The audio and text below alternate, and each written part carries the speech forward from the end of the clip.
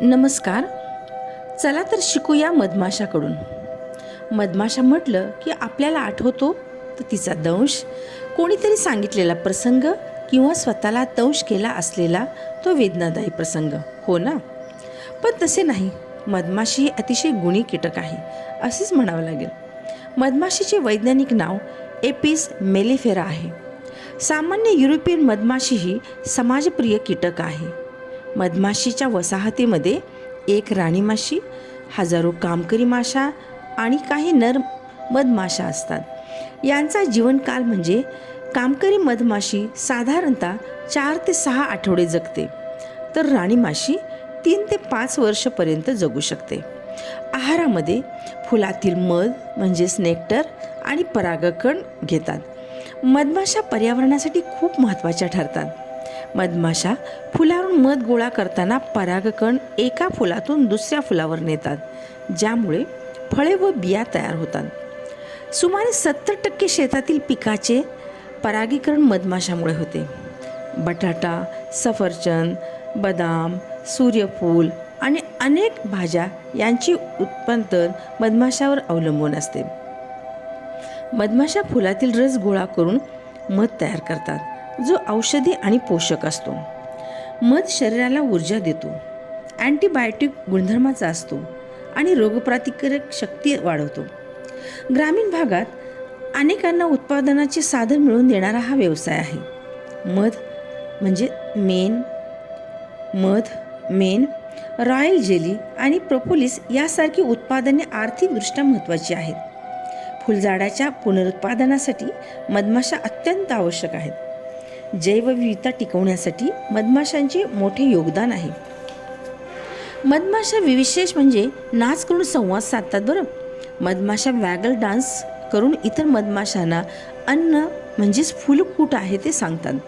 नाचाच्या दिशेवरून आणि लांबीवरून अन्नाचे अंतर आणि दिशा समजते. राणी मधमाशी एका दिवसात 1500 ते 2000 अंडी देते. ती फक्त अंडी घालते. सर्व कामकरी माशा अन्न आणणे, साफसफाई करणे, संरक्षण ही कामे करतात. योग्यरित्या साठवलेला मध खूप वर्ष टिकतो.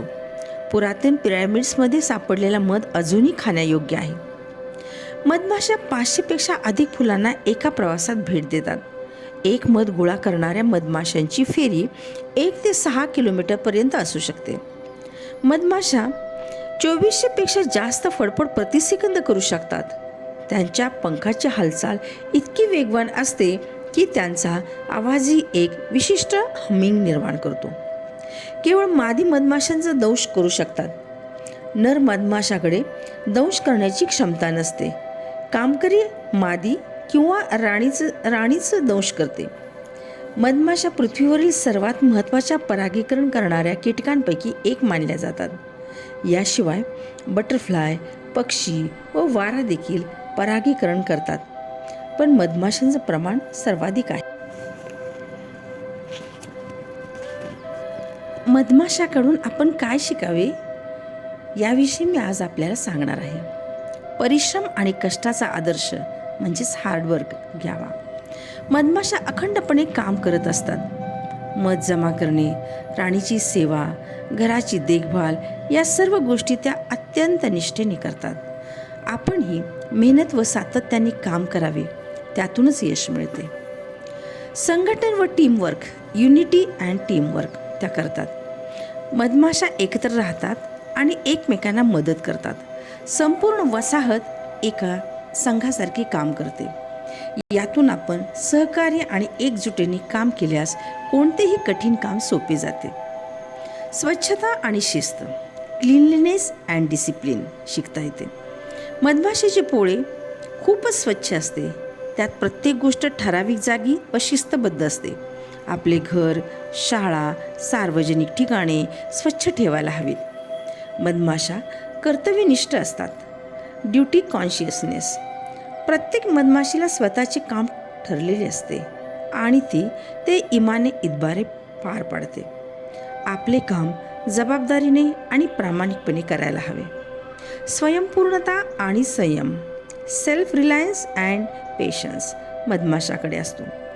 मधमाशा स्वतःचे अन्न जमा करतात आणि ते साठवून ठेवतात.